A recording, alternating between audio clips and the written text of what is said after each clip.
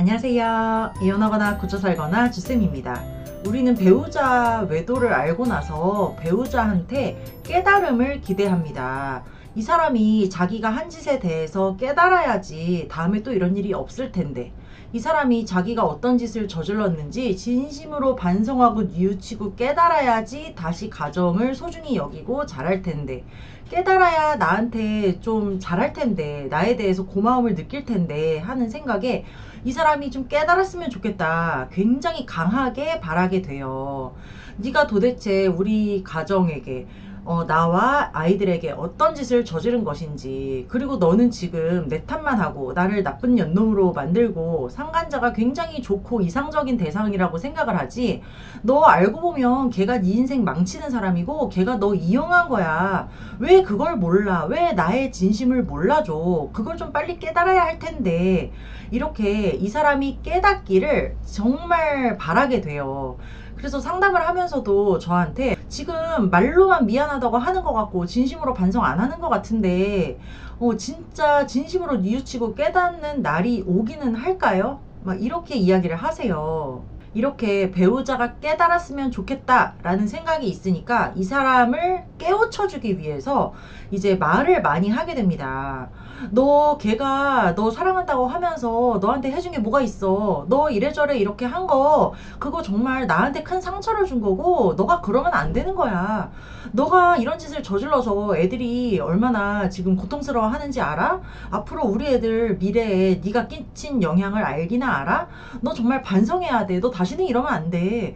너 지금 그 상간자 정리해야 돼. 이렇게 이 사람이 깨우치고 깨닫길 바라는 마음에 귀에다가 막 이렇게 말을 퍼붓게 됩니다.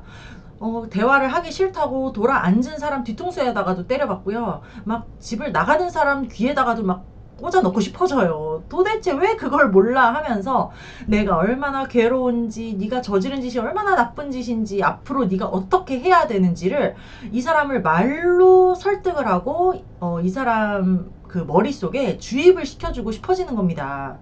그런데 이럴 때 이 배우자가 우리가 하는 말을 귓등으로라도 듣든가요?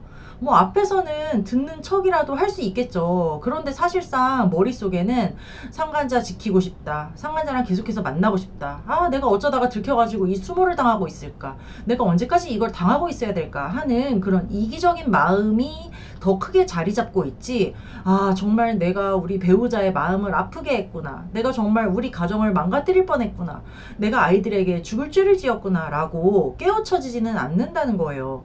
그러니까 한 귀로 때려 박아봤자 어차피 한 귀로 술술 나오기 때문에 정말 그 의미도 없는 거고요. 오히려 반감을 사게 됩니다. 이렇게 아무리 좋은 말로 훈계를 하고 설득을 하려고 논리적인 말을 해도요, 이 배우자는 듣기 싫어. 내가 언제까지 이렇게 당해야 되지? 막 이런 생각이 들어서 오히려 반작용으로 역효과가 나타나게 되는 거예요.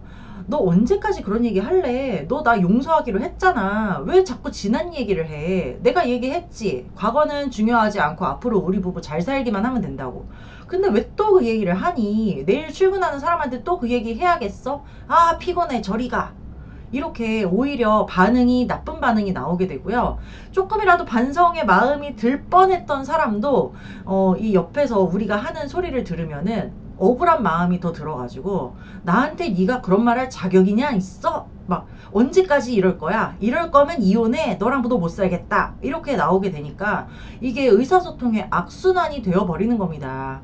우리가 의도한 대로 내가 하는 말을 잘 귀담아 듣고 진심으로 깨우쳐서 앞으로 그런 일을 하지 않게 만들고 싶은 게 우리의 의도였는데, 그 의도와는 반대로 이 사람은 내가 억울하다. 언제까지 이럴 거냐? 이럴 거면 나 너랑 못 산다. 이렇게 반응이 탁 나와버리니까요. 이런 말을 들으면 또 우리는 더 상처를 받고 이렇게 의사소통의 악순환이 생겨버리는 거죠. 만약 바람 피우다가 걸린 배우자가 걸린 지 얼마 되지도 않았는데 진심으로 자기가 잘못했다고 뉘우친다고 하면서 무릎 꿇고 빌면서 눈물 뚝뚝 흘린다 하더라도요, 그거를 100%다 믿어서는 안 되는 겁니다. 가끔 이제 저랑 상담하는 분들이나 카페에 글 올리시는 분들 중에 걸린 지 일주일 됐는데 남편이 진심으로 반성하고 상간자 정리하고 와가지고 나한테 너무너무 잘하고 있다. 우리 가족은 지금은 다시 회복이 된 것 같고 되고 있는 중이고 나만 잘하면 될 것 같고 배우자는 진심으로 뉘우치고 있으니까 내가 기회를 한번 줘보려고 한다. 이렇게 예전보다 사이가 더 좋아지는 경우도 있다 하더니 지금 내 배우자가 그런 사람인 것 같다. 이렇게 가끔 글을 올리시는 분들이 있어요. 그런데 우리 카페에 몇 년씩 계시던 분들 그리고 저 같은 사람도 이제 아는 거죠. 아, 저거 오래 못 갈 텐데 저러다가 바깥에 상간자 정리하지 않고 양다리 걸치면서 만날 심산인 건데 아, 저거 속으면 안 되는데 하고 안다는 거예요. 집에서 오히려 들킨 직후에 눈물 뚝뚝 흘리면서 진심으로 반성하는 척 하면서 갑자기 안 하던 화장실 청소하고 설거지하고 막 음식물 쓰레기 버려주고 이렇게 갑자기 잘하는 남자들은 한 번 더 의심을 해봐야 된다는 거죠. 그 목적이 정말 나랑 잘해보겠다는 게 아니라 밖에 있는 상간자를 보호하고 계속해서 양다리를 걸치면서 집안은 집안대로 잘 굴러가고 바깥에서 내 연애 생활은 연애 생활대로 하고 이런 의도를 가지고 그렇게 쇼하는 경우가 더 많기 때문입니다.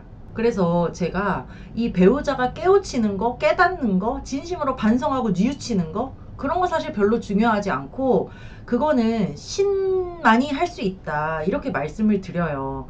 그런데 당장 우리가 그럼 뭘 해야 되느냐 하는 건요. 이 외도를 해결함에 있어서는 이 배우자가 깨달아서 지가 제정신을 차려서 아 정말 내가 왜 그랬을까 하고 상간자를 알아서 정리하고 가정으로 돌아와서 나한테 잘하는 경우는 0%에 가깝다는 거예요.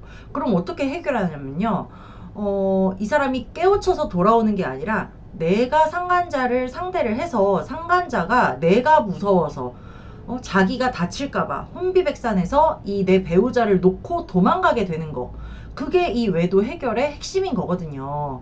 그래서 제가 상담하면서도 막 이런저런 얘기 하시는 분들 뭐 남편한테 이렇게 얘기를 했는데 남편이 그 여자를 또 만나가지고 내가 또 이렇게 했고 뭐 약속도 하고 각서도 받았는데 나중에 보니까 그 여자랑 또 연락을 했더라 몇 달 만에 또 붙었더라 막 이렇게 얘기를 하시는 분들한테 아 잠깐만요. 그래서 아내분이 하신 건 뭐예요? 남편 붙들고 울고불고 하고 남편한테 잔소리하고 남편이랑 싸운 거 말고 상간자한테 한 거는 대체 뭐예요? 뭐 하셨어요? 이렇게 물어보면요. 거기서 말문이 탁 막히는 분들이 많아요. 상간녀 만나보셨어요? 아니요. 연락도 안 해봤어요. 저는 그런 더러운 년이랑 말도 꺼내기 싫어요. 그년 가서 얼굴 보면 제가 트라우마가 올라올 것 같아서 저는 그냥 남편이 반성하고 돌아왔으면 좋겠거든요. 남편만 정신 차리면 우리 가정에 아무 문제 없는데 남편이 정신을 못 차려서 자꾸 그 여자한테 남편이 연락을 하는 것 같아요. 이렇게 얘기하는 분들께 제가 남편이 정신 차려서 돌아오는 경우는 거의 없다. 그러니까 남편과 실갱이 할수록 지금 부부 사이 생각해 보세요. 오히려 들킨 직후보다 지금이 더 안 좋아지셨을 거예요. 남편이 반성하고 돌아와서 나한테 잘하는 거는 시간이 지나면 되는 일이고 근데 그 시간이 지나는 것도 이렇게 밖에 나가서 상간녀랑 붙어있는 거를 가만히 놔두면서 시간이 지나면 나랑 사이만 더 나빠지고 상간녀랑 더 붙을 뿐이다. 그러니까 더 깊어지기 전에 상간녀를 상대해서 상간녀를 쳐내는 데 집중을 하셔야 된다. 제가 이렇게 딱 말씀을 드립니다. 그리고 이렇게 깨달음, 회개하는 거 얘기가 나와서 말인데요. 신앙심이 있는 분들은 또 이 외도에 대처하는 데 있어서 이렇게 한 발짝 더 나아가는 분들이 있어요. 남편이 무슨 죄를 지어도 내가 용서해야지. 예수님이 우리를 위해서 죽으시고 하나님이 우리를 다 용서해 준 것처럼 나도 이 바람난 배우자 용서해야지 라고 섣부르게 용서하는 마음을 먹고 내가 이 사람한테 잘하면 이 사람도 나한테 잘하겠지 라고 착각을 하는 경우도 많고요. 또 같이 신앙생활 하던 부부들은 이 사람이 진심으로 하나님 앞에 나아가서 뉘우치고 반성하고 회개할 수 있게 내가 그걸 도와야겠다. 이 사람이 이 일로 인해서 이 사람이 오히려 신앙생활을 놓을까봐 내가 너무 걱정이 되니까 오히려 더 교회에 끌고 가서 목사님한테 막 기도도 받고 셀 모임 목장 모임도 데려가서 나랑 같이 정말 막 이야기도 하고 다른 남편들이랑 바른 사람들이랑 교제하게 하고 하면은 이 사람이 좀 다른 부부들은 이렇게 사는구나. 내가 정말 와이프한테 잘못했구나 라고 반성하지 않을까? 하나님 앞에서 정말 부끄러워서 눈물로 회개하지 않을까? 생각을 하는 분들이 계세요. 그런데 제가 많이 이제 경험을 해본 바로는요. 이 신앙심과 그 믿음 생활하는 것과 이 바람 피우는 것도 다 별개라는 거예요. 심지어 목사님, 전도사님, 뭐 권사님, 장로님 다 바람 피웁니다. 성가대에서 일주일에 한 번 만나서 찬양하고 밖에 나가서 모텔 기어 들어갑니다. 그런 경우가 많은데 이 사람이 교회에 다니고 안 다니고 예배에 참석을 하고 안 하고는 그렇게 이 사건의 해결에 중요한 게 아니라는 거죠. 물론 아내분이 정말 기도하는 마음으로 이 남자를 좀 기다려주고 정말 이렇게 부부간에 같이 팔짱 끼고 교회 가고 이러면은 회복하는 데 도움은 되겠지만요. 그게 핵심이 전혀 아니라는 거죠. 용서하려는 마음보다는 저 상간자를 응징하고 떼내야겠다라는 마음을 먼저 먹어야 되고, 기도를 하더라도 용서하게 해주세요라는 기도가 아니고요. 저 상간자와의 전쟁에서 이기게 해주세요라고 기도하는 게 먼저인 것 같다는 거예요. 그래서 신앙이 있으신 분들 무엇이 중요한지 판단을 하시고 상간자 떼내는 거에 먼저 집중을 하셔야 된다는 겁니다. 바람피운 배우자를 깨닫게 하고 반성하게 하는 건요, 내 말도 아니고요, 내 자식들의 눈물이나 퇴행이나 그런 것도 아니에요.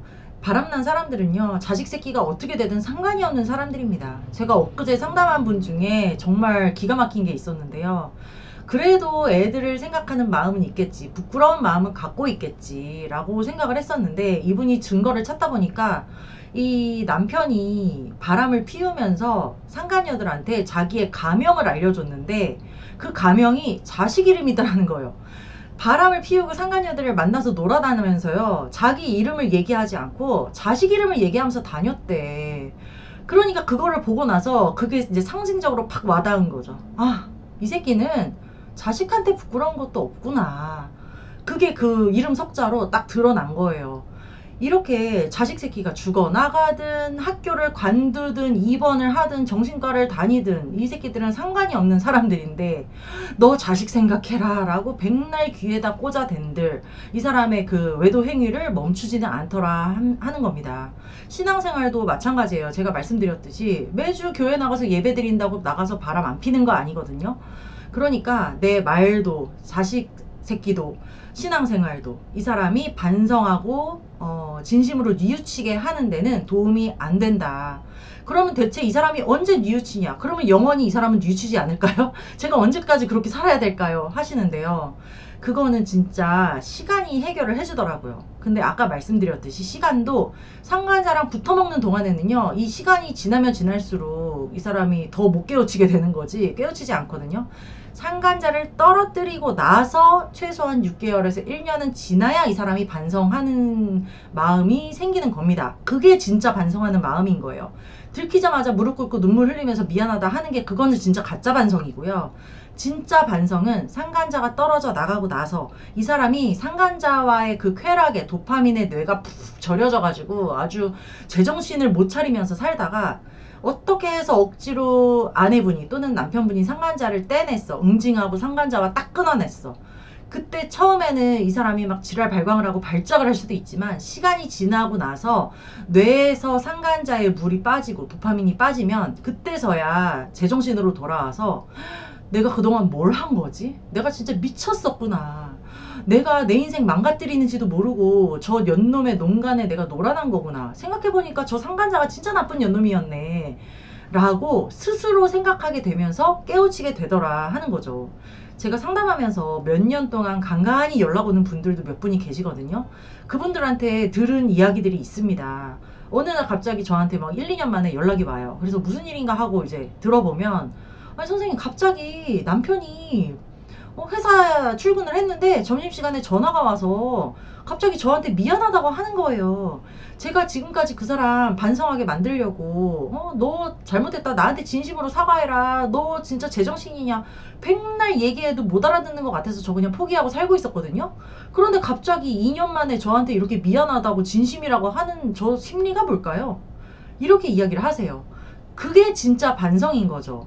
그때 이제 남편들이 하는 말이, 내가 그때 너한테 했던 짓을 생각하면은 내가 너한테 큰 상처를 준 것 같아서 내가 지금 너무 내가 스스로 부끄럽다.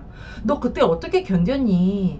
내가 너라면 정말 못 견뎠을 것 같은데 그래도 내 곁에 있어주고 애들 잘 챙기고 가정을 건사하고 지켜준 너한테 진심으로 고맙다. 앞으로 내가 진짜 너한테 잘할게. 이런 이야기를 진심에서 우러나서 하더라는 거예요. 이거는 진심이니까 아내분이 수화기 밖으로 들어도 진심인 걸 알게 되죠. 그리고 아내분도 눈물을 흘리게 되겠죠.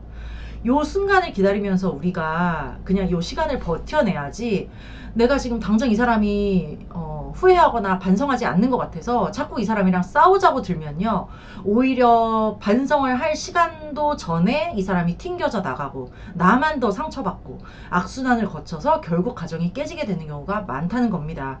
그래서 우리가 그 시간 동안 1, 2년의 시간 동안 계속 내려놓는 연습을 하면서 이 사람 내 배우자 아니야, 네가 깨닫든지 말든지 나는 관심 없어, 나는 그냥 이 시간을 견딜 뿐이야, 이렇게 하면서 우리가 다른 거에 몰두도 하고 애들한테 더 집중을 하면서 에너지를 쓰면서 이 시간을 버텨내야 되는 것 같아요. 그래서 제가 상담하면서도요, 버틸 수밖에 없다, 참을 수밖에 없다라고 이야기하는 것도 너무너무 죄송하고 미안하고 막 그래요. 그런데 그것밖에 없는데 어떡하겠어요. 배우자랑 싸우는 게 정답은 절대 아니라는 거거든요. 그래서 우리가 이렇게 상담도 받고 뭐 친구도 만들어서 친구들이랑도 회포를 풀고 이야기를 하고, 또 이런 이야기를 어디 가서 할 수가 없으면 이렇게 카페나 블로그 같은 데 글도 써가면서 나 스스로를 다잡으면서 치유를 해야지, 이 외도로 인한 상처 치유는 배우자가 해주는 게 절대 아니라는 말씀을 제가 드리고 싶네요. 네, 오늘은 여기까지 하고요. 이거나 그거나 카페에 들어오시면 다른 분들의 사연도 있고 제가 쓴 칼럼도 있으니까요. 이거나 그거나 카페에서 만났으면 좋겠습니다. 여러분 안녕. 다음 시간에 또 만나요.